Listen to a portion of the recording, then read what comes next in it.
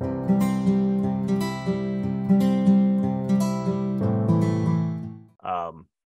maybe combining like red light therapy, sauna, the salt chamber, just those three therapies alone combined would probably be really powerful for all these skin conditions. Yeah, I know that there's some things on the market where they try to put all of that into one box, and you really need to be careful. Salt and sauna are very distinct modalities. Sauna is about heating you up to sweat salt. You're sweating out salt.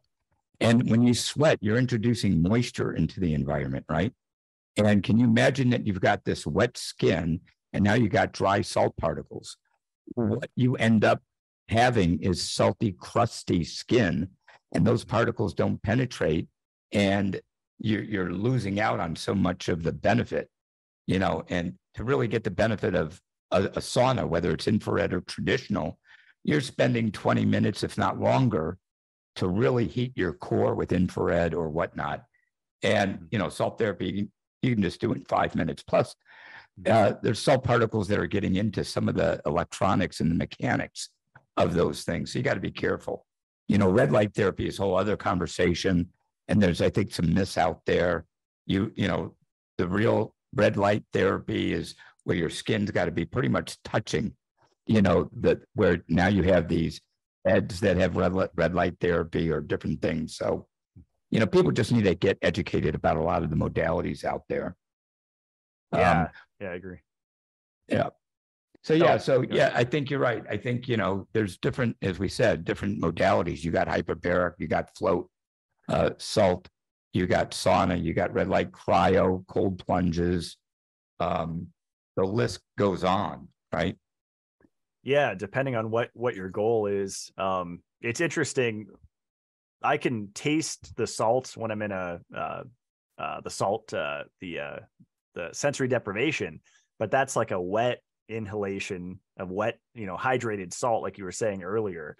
And the effect is totally different using your salt chamber, which is not, I'm not trying to get a respiratory benefit from the sensory deprivation tank, but people do. It's interesting. People do kind of think about it. I mean, when you think of overarching, there's a lot of our clients over the years that have flotation tanks or rooms and salt therapy, and salt therapy continues to be probably their most utilized modality as a business model, because it just covers so many people. There's a lot of people aren't going to go into a tank, and look at it. It sounds a little bit weird, although I first did it back in the 70s when it wasn't, it was more sensory deprivation, where you got complete blackout, you got complete no hearing, the water temperature, and, people were tripping out, and going on some interesting rides.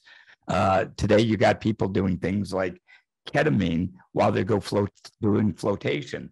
So you got a lot of stuff out there. You got Colorado now legalizing mushrooms. You got psychedelics and microdosing going on.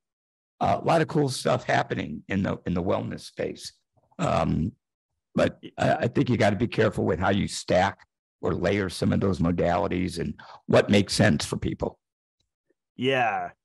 Speaking of being careful, recently on my vacation, I mixed, I drank, those hydrogen tablets. I drank hydrogen right after vitamin C, and the acid and the alkaline made me throw up within 5 minutes. So, so there's definitely a way to have accidents mixing even two things together that don't go together.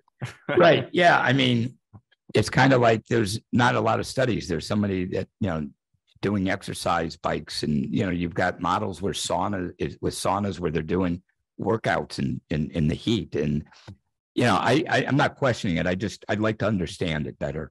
And so that's kind of when I first got involved 10 years ago with salt therapy. I really wanted to understand how it works, why it works, where it comes from. Is this legit? How are people utilizing? What's the impact? How does it benefit?